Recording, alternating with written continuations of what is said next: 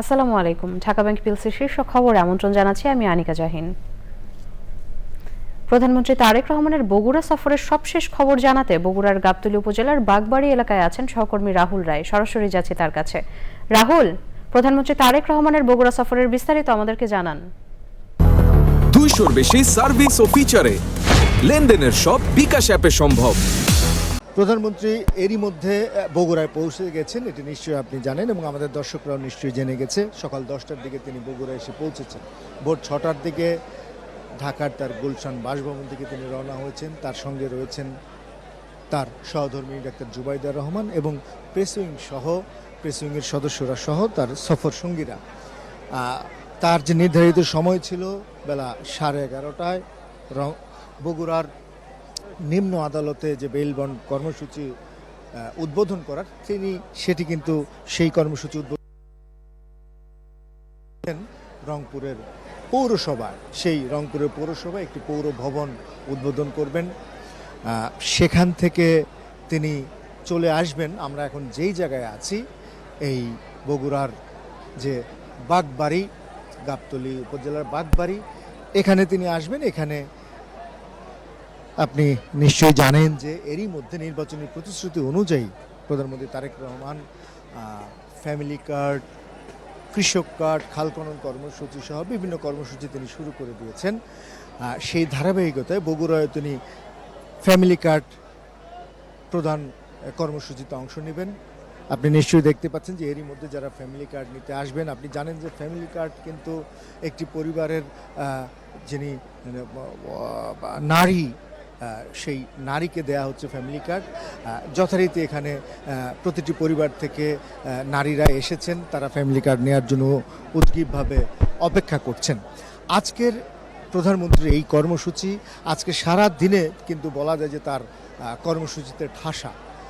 সর্বমোট 10টি কর্মসূচি রয়েছে এখন পর্যন্ত। এরই মধ্যে তিনি তার কর্মসূচি শুরু করে দিয়েছেন। এখান থেকে ফ্যামিলি কার্ড বিতরণ কর্মসূচির পর তিনি চলে যাবেন সরাসরি কাছেই খাল খনন কর্মসূচিতে।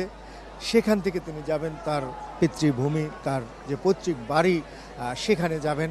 সেখান থেকে তিনি বগুড়ায় চলে যাবেন। সার্কিট হাউসে কিছুক্ষণ বিশ্রাম নেওয়ার পর তিনি বিকেলে আলফাতুন্নেসা মাঠে, বগুড়া শহরের আলফাতুন্নেসা মাঠে সমাবেশে বক্তব্য রাখবেন। সেখান থেকে তিনি যাবেন প্রেস ক্লাবের নবনির্মিত ভবন উদ্বোধন করবেন। সেখান থেকে তিনি একটি মসজিদে যাবেন, সেই মসজিদের উদ্বোধন করবেন। অর্থাৎ বলা যায় যে আজকে দিনব্যাপী কর্মসূচি এবং খুবই ব্যস্ত কর্মসূচি। প্রধানমন্ত্রী তারেক রহমান ঢাকা থেকে এসে 10টারও বেশি কর্মসূচিতে তিনি অংশ নিচ্ছেন, যার মধ্যে উল্লেখযোগ্য কর্মসূচিগুলোর কথা আমি বললাম। আমরা এর আগেও দেখেছি যে নির্বাচনী প্রতিশ্রুতি অনুযায়ী তিনি যে কর্মসূচিগুলো শুরু করেছেন সেগুলোর উপর কিন্তু তিনি বেশি গুরুত্ব দিচ্ছেন। এবং কিছুদিন আগেই আমরা নববর্ষের দিন তিনি কৃষক কার্ড বিতরণ কর্মসূচির পাইলট প্রজেক্টের সেটি উদ্বোধন করেছেন। এবং নির্বাচনের জয়লাভের পর তিনি প্রথমেই কিন্তু তার যে অঙ্গীকার ছিল যে ফ্যামিলি কার্ড, সেই ফ্যামিলি কার্ড বিতরণ কর্মসূচি শুরু করেছে। আর আমরা যদি বগুড়াবাসীর কথা বলি, বগুড়াবাসীর অনেক বেশি উচ্ছ্বসিত। আপনি নিশ্চয়ই জানেন যে দীর্ঘ রাজনৈতিক সংগ্রামের পর তারেক রহমান তার নিজ জেলায়, তার নিজ পিতৃভূমিতে ফিরছেন প্রধানমন্ত্রী হয়ে। এই বিষয়টি আসলে আবেগী।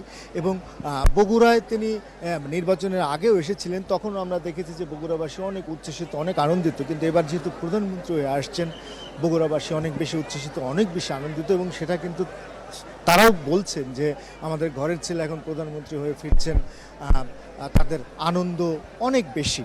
এবং আজকে যে 10টি কর্মসূচি রয়েছে, আমরা দেখেছি যে আসলে বগুড়াবাসীর কিছু আবদারও কিন্তু তিনি রাখছেন। খুব স্বাভাবিক, ঘরের ছেলে ঘরে ফিরছে।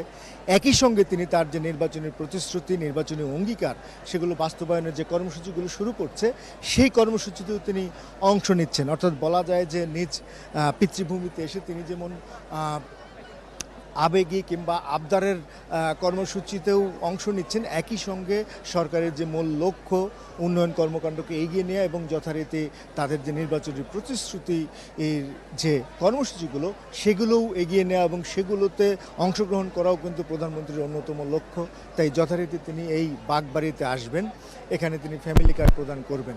এবং এখানে কিন্তু ইতিমধ্যে যারা ফ্যামিলি কার্ড পেতে যারা আগ্রহী, যারা পাবেন, তারা এখানে এসে পৌঁছেছেন।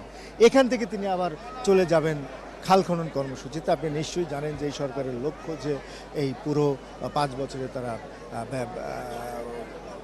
খাল খনন কর্মসূচি যে 20,000 কিলোমিটারের মতো খাল খনন কর্মসূচি করবে, যেটি দেশের প্রাকৃতিক ভারসাম্যতে যেমন ভূমিকা রাখবে, একই সঙ্গে কৃষকের পানি পেতে এবং কৃষিকাজে সহায়তা করবে। আমরাও এখন অপেক্ষা করছি এখানে কখন প্রধানমন্ত্রী তারেক রহমান আসবেন। আমরা যতদূর জানতে পেরেছি যে সমাবেশে তিনি বক্তব্য রাখবেন, তার আগে এখানে এই ফ্যামিলি কার্ড বিতরণ কর্মসূচিতে তিনি ফ্যামিলি কার্ড বিতরণ দেওয়ার পর এখানেও তিনি একটু কথা বলবেন, বগুড়াবাসীর উদ্দেশ্যে কিছু কথা বলবেন। আমরাও এখন অপেক্ষা করছি কখন প্রধানমন্ত্রী তারেক রহমান আসবেন এবং দিনব্যাপী যে তার অনেকগুলো কর্মসূচি রয়েছে তার মধ্যে অন্যতম এই কর্মসূচি।